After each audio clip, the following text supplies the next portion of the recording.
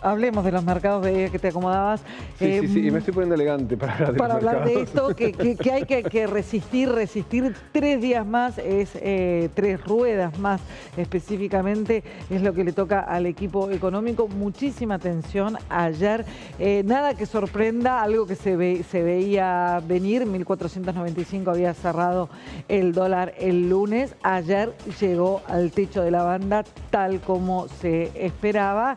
Bueno, con obviamente la habilitación ya en el techo de la banda de la intervención del Banco Central, que desde el 22 de septiembre creo que fue la última rueda en la que intervino con más de 600 millones, ayer volvió a vender divisas. 1.515 el oficial, el minorista. El del Banco Nación. El del Banco Nación. Que es muy parecido, ¿no? Sí, pero después cada banco tiene su propia cotización. Recordamos que las billeteras virtuales ya no pueden vender más a este precio porque te venden el dólar bursátil, que es un poco más caro, ahora lo vamos a ver. Se despegó la diferencia con el Blue también, que venía algo más acotada, que venía de solo 10 pesos. Bueno, ahí ya hay una diferencia de 30 pesos. Se nota que hay una demanda en todos los mercados. Es una demanda total y absoluta en todos los mercados. Sigamos con la próxima placa. Ahí tenemos las cotizaciones, precisamente la que te decía, bursátil, la que vende el banco, la que venden las billeteras virtuales. No te asustes con este casi 2.000 que estás viendo, que es el clásico dólar tarjeta, que algún distraído todavía paga. El otro día no podía creer estar explicándole a alguien cómo tenía que hacer para pagar la tarjeta con dólares billete que compras en el propio home banking. No se entiende la aplicación de este dólar tarjeta, pero sigue vigente. Bueno, es que los distraídos existen. Los distraídos existen, sobre todo se usa mucho por los que pagan solamente, por ejemplo, aplicaciones. Sí, pero no les va este dólar a los que pagan aplicaciones. Tienen menos carga. Tienen menos, pero claro. Yo, por ejemplo, soy de esas. La verdad que por la aplicación, por $3, por $7, por $10, bueno, no terminan haciendo la operación de comprar esos dólares y pagarlos. Pago impuestos. Y terminan siendo, en la masa debe ser un número razonable de una recaudación para el gobierno. Lo voy a ir a rescatar el dato del balance cambiario que lo detallan. Pero acá lo que vemos es el dólar bursátil casi en 1.600. Esto es cómodo por arriba del techo de la banda. Tenemos el mayorista, que es en definitiva al que sí le marca el techo de la banda, 1.490. Ese es precisamente el techo. Claro. A partir de ahí, en realidad es 1.491, creo.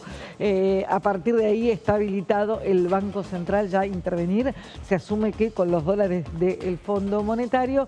Y mirá esta coincidencia, ¿por qué pusimos el dólar cripto? Bueno, porque el dólar cripto opera full time.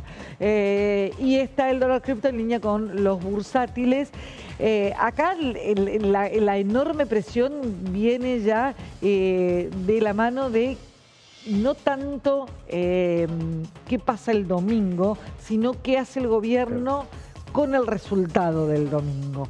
El punto es, la gran parte del mercado, o por lo menos, ni siquiera hablemos del mercado, hablemos de todos los ahorristas minoristas, están atemorizados por una devaluación. Es el principal temor. Y no una devaluación probablemente descontrolada, sino incluso una decisión que tome el propio gobierno. Tanto se habla de que el régimen de las bandas, aunque el gobierno insiste que eso no va a ocurrir, hasta el propio secretario del Tesoro de Estados Unidos dijo que las bandas son apropiadas.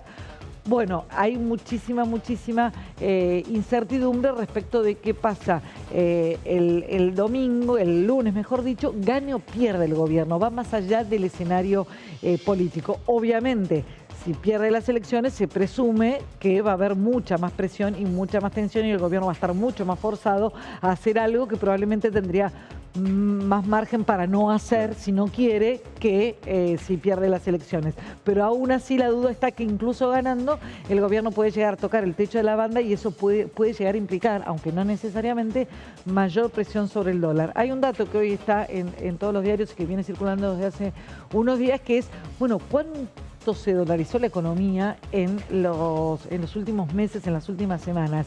Y es realmente una cifra bien contundente, lo que hace presumir que probablemente ya a partir de la semana que viene, con el resultado puesto y con variables despejadas, entre en una fase de normalización porque 40% de los pesos que se usan transaccionalmente, de los depósitos, etcétera, es lo que se conoce como M2, el 40% de eso, que es el dinero circulante más otras variables, ya está dolarizado. Y, de hecho, y es un récord. Claro, y uno se imagina que incluso el productor agropecuario que necesita ir a pagar insumos va a tener que en un momento vender para usar pesos. Bueno, ahí hay un gran dato.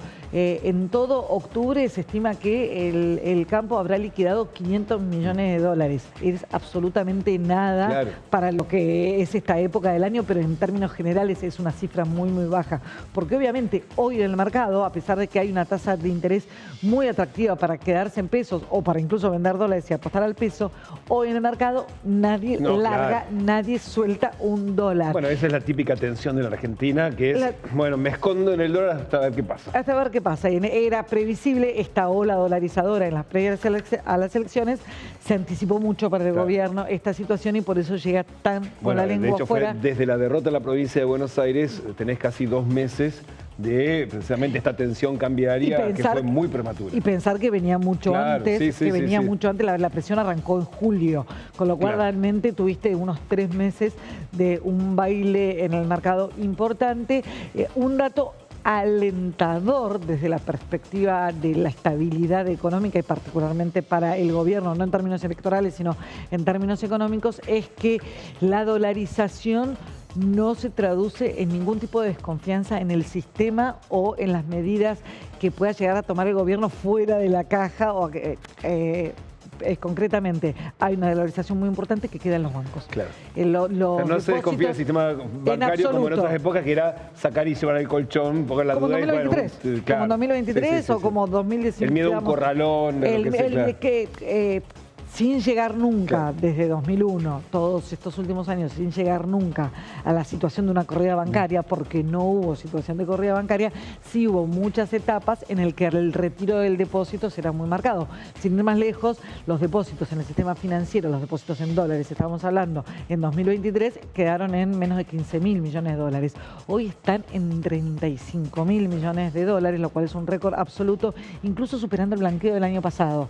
Con lo cual eso marca la excesiva dolarización. ¿Cuánto de eso va a caer? Porque esa también es la otra pregunta, a partir de la semana que viene. ¿Cuántos depósitos en dólares se van a perder? Para su vida cotidiana. Probablemente sí. O para invertir en pesos. Probablemente sí, probablemente no. Depende de lo que ocurra, porque también hay algo cuando te dicen de cuántos pesos hay para comprar dólares, ya no hay más pesos. Los pesos siempre aparecen para comprar dólares en la Argentina, con lo cual acá va a depender muchísimo lo que ocurre el domingo en la noche, los discursos, particularmente el discurso del presidente, la primera cara que muestre en las cámaras del presidente el domingo a la noche tras los resultados y, por supuesto, si hay algún tipo de señal, algún tipo de anuncio entre las 8 y las 9 de la mañana el lunes. 45 millones es para cerrar lo que tuvo que vender ayer el Banco Central. No es una cifra excesiva, es una cifra realmente 45 millones, no 45.000, ¿no? 45 millones, sí, exactamente, está un poco exagerado. Creo que hoy el Banco Central ni siquiera tiene 45 millones en las reservas.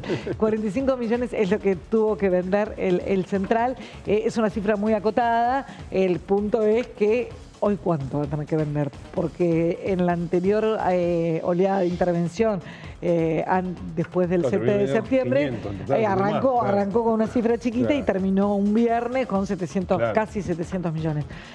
Con lo cual, así están las cosas en el mercado, las hemos retratado. Mañana seguramente tendremos un panorama bastante similar, sino incluso tal vez un poquito más enardecido. ¿Y cuánta expectativa?